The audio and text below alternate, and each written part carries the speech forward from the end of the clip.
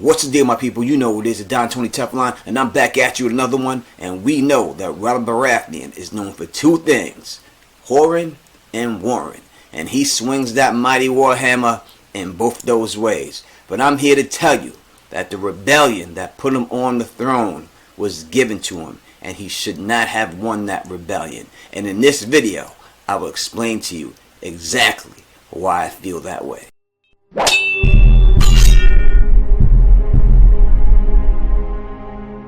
And what up, my people? I am happy to be back at you with this video, and we are talking Robert Baratheon. Now, I know that some people might say that it doesn't matter how you win. A win is a win. But as a boxing fan, a big boxing fan, I know I have seen countless bouts where we get the hometown decision, where people are given fights and we know that they did not win those fights. And we also see the same thing when it comes down to sports, when teams basically are given the game and another team allows a team to come back, and it isn't really what that team did to win, but more what the other team did to lose. And that is how I feel about Robert's rebellion. I believe that the man was given this victory due to the fact of Mad King Aerys' buffoonery. And if the man wasn't so stupid or not in the right state of mind, I think Robert's rebellion would have been quashed and they all would have been killed, and it would have happened really quick. So in this video, we're going to talk about those exact situations and why I feel that way. And before I do, we have to start with the thing that caused the battle itself, the tourney of Harrenhal. Now, when talking about this tournament, most people always go back to the fact that Rhaegar Targaryen won this tournament. And after he won this tournament, he just walked right past his wife, went right over to Lyanna Stark, and crowned her the Queen of Love and Beauty.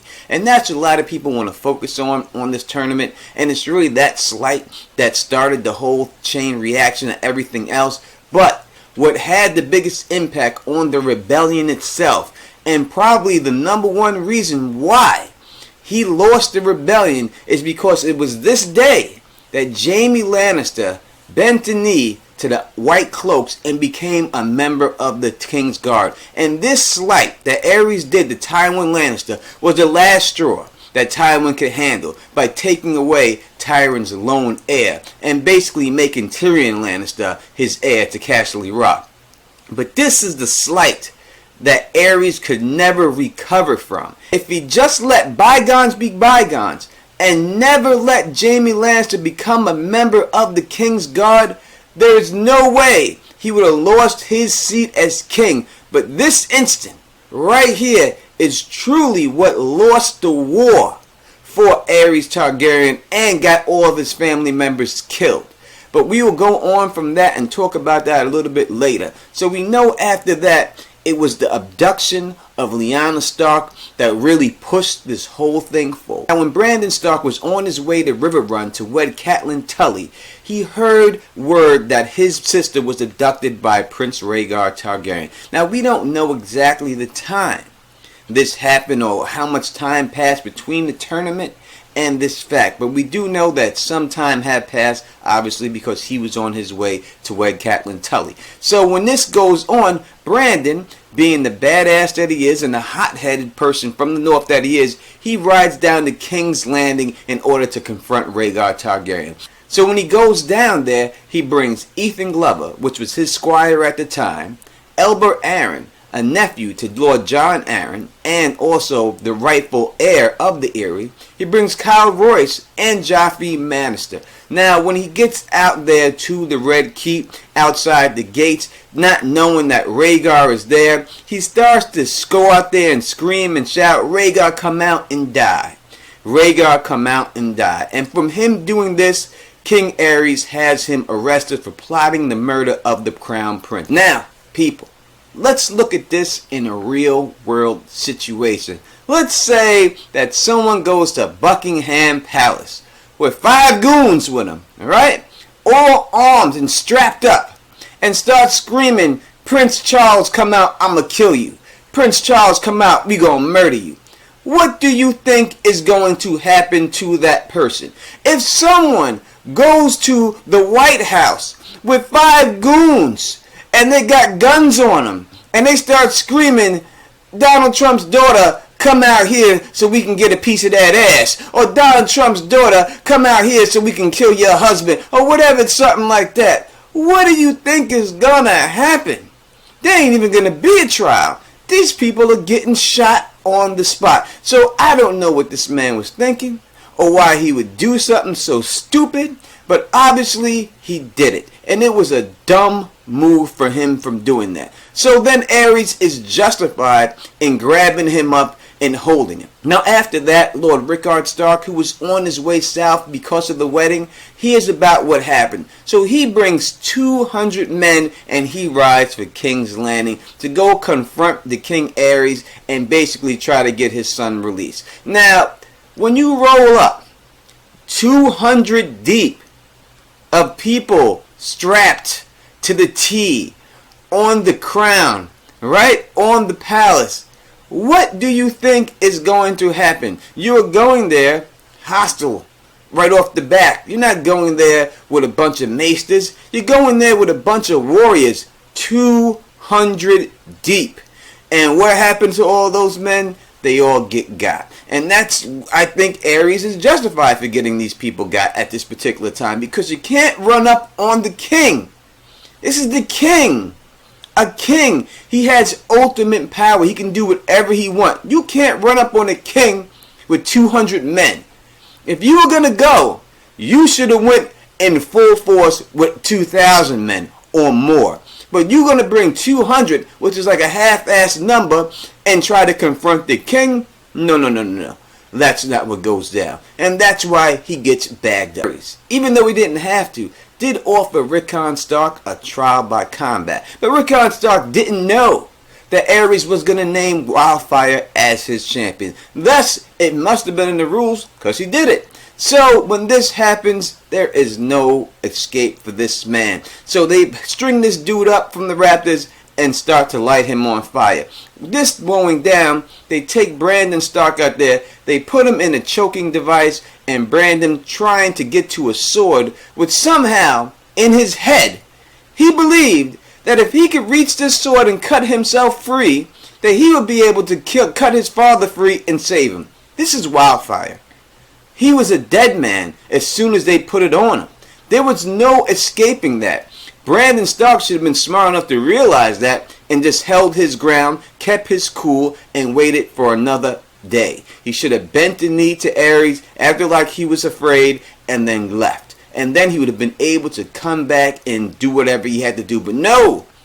In his hot-headedness, and for some reason he thought a sword was going to help him, he tried to grab the sword, and his Tyroshi choking device strangled him to death. And this is what eventually led to Robert's rebellion. So after Jon Arryn refused to give the king what he wanted, and that was the head of Ned Stark and Robert Baratheon, he knew that he was in open rebellion. And he had to follow through with this plan. So after that, Ned Stark had to make his way back to the north so he could get his bannersmen called. But there were still people that were loyal to the crown out in the Vale, and the people in Goldtown were one of these people. So Ned Stark was not allowed to sail back to the north, so we had to find a different way. So we had to travel through the Mountains of the Moons to the Fingers and Sisterton. And this right here is one time that the rebellion could have been quashed, because the people in the Fingers had every right to grab Ned Stark up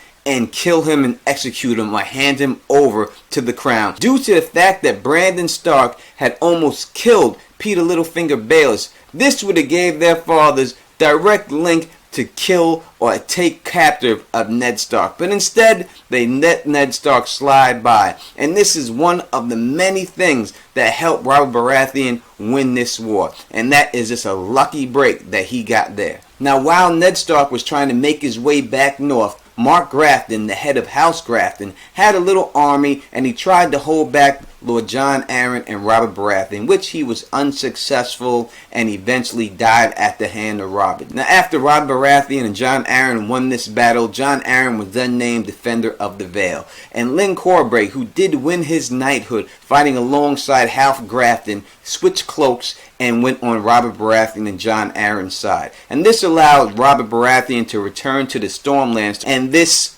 basically led to the next battle that happened, the Battle of Summerhall. Now, the battle at Summerhall, which was actually the battles at Summerhall, because it was 3 different battles, and these are the battles that really got Robert Baratheon's rep up. This is what made his name and his legend grow, these 3 battles. Now, Lord Fell, Catherine, and Granson were going to join forces at the ruined castles in Summerhall and plan an attack against Robert. But somehow, Robert caught wind of this. And before they can actually really group up and gain their strength together, Robert Baratheon attacked them. So here again we see a gift given to Robert Baratheon. If he did not get word of what these people were doing, he would eventually lost the battle right here. But he was able to go up there and fight these men because he got some word from somebody that is an unknown source. But I'm here to tell you that Varys is the person that sent Robert Baratheon this word. But after he gets this word, this is what allows him to go up there and win these 3 battles. Now, after these victories, Robert Baratheon was able to gather the remaining forces of the Stormland and then be able to march towards the Reach without having to worry about enemies at his back. I must give Robert Baratheon the credit he deserves right here, because instead of executing the prisoners that he caught, Silver action them, and he had every right to do so, he didn't. He convinced them to join forces with him, and he got them on his side. Something that the Mad King did not know how to do. But this then leads us to the next battle, which is the Battle of Ashford. Now, Ashford, which was located in the Reach, was still sworn the High Garden. The High Garden was still loyal to the crown. So Robert tried to take Ashford in order to secure the Stormland's western flank, which was the real direct threat from the Tyrells. But he was outmaneuvered by Lord Randyll Tarly. Now, Lord Randyll Tarly's forces overran Robert Baratheon, and Robert was forced to withdraw from the field before the Tyrells could really hook up their main force, because if that would have happened, it would have all been over. So Robert Baratheon had to retreat. Now, Lord Catherine, who is a loyalist of the Targaryens, joined forces with the rebels during this time, and he was captured and then killed by Randyll Tarly. And Randyll Tarly then took his head after he cut it off and sent it to the Mad King. And this is another lucky break for Robert Baratheon, because he surely would have been killed at this particular time and his whole army defeated. But Mace Tyrell, being pompous and all, instead of pursuing Robert Baratheon, said, I'm going to go and take Robert Baratheon's hometown. And he took his army and forced them to siege Storm's End. If they did not seize Storm's End and they were to pursue Robert Baratheon's rebellion would have came to an end. But Mace Tyrell, making a dumb move, instead wanted the glory for himself and wanted to say he captured a castle that's never been captured, went and tried to siege Storm's End, which he did not know it was held by a man with the determination of Stannis Baratheon. Now, after being thoroughly defeated and injured by Randyll Tarly's forces, Robert Baratheon had no choice but to try to link up with his people from the north. And this is when he went to the Stony Sept, and then he got help from them to heal his wound. Now, newly appointed Hand of the King, Jon Connington, personally leads an army to the Stony Sept, wanting the glory for himself in order to impress Rhaegar Targaryen. And then he orders all of his soldiers to start searching the town, even the sewers, and looking for Robert Baratheon. He even takes hostages and sticks him in crow cages. But the remaining people hide Robert Baratheon from him and do not allow them to find Robert Baratheon. Now, this was a big boneheaded mistake by Jon Connington, because his hubris, wanting himself to be the one to slay Robert Baratheon himself, allowed Robert Baratheon to win this war. When they couldn't find Robert Baratheon from searching house to house, this allowed Eddard Stark and a host of Tullys enough time to reach the Stony Sept. And the town's septons then rang the bells in order to warn the small folks to stay indoors. But this was also an elaborate plan to alert them where they were searching for and to move Robert from house to house. Now, this was a fierce battle that was fought in the alleyways, in the streets, and the rooftops of this town. And at the last hour, from hearing the bells ringing, Robert Baratheon comes out of nowhere and kills 6 men single-handedly, including Prince Rhaegar Targaryen's friend and former squire, Miles Mooten. When Robert Baratheon finally met up with Jon Connington, he almost killed him, and Jon Connington had no choice but to retreat. And this maneuver by Jon Connington, as I said earlier, his hubris got to him. For when he had the people in custody, when he had the town surrounded, if it was Tywin Lannister that was still Hand of the King, he would have burnt the town to the ground, killing Robert Baratheon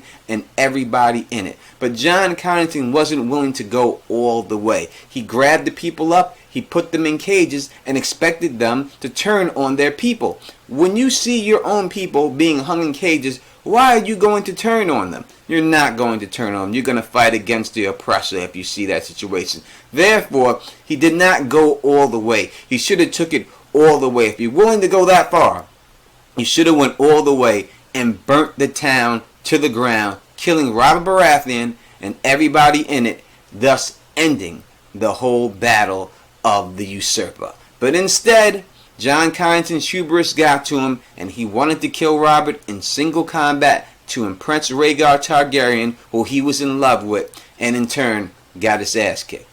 And this leads us to the final battle of note for Robert Baratheon in his rebellion, or the War of the Usurper, and that is the Battle of the Trident. And we don't have to go into a great amount of detail about the Battle of the Trident, but the aftermath is that Robert Baratheon killed Rhaegar Targaryen there and basically broke the crowns back after he did that. And this is 100% Rhaegar Targaryen's fault, because if he would have had his King's Guardsmen not guard the Tower of Joy, then they would have been standing next to him. So by Rhaegar Targaryen not being wise enough to have his people by his side and allowed them to stay back at the Tower of Joy is what really cost him the victory at the Battle of the Trident, more than Robert Baratheon's forces beating them.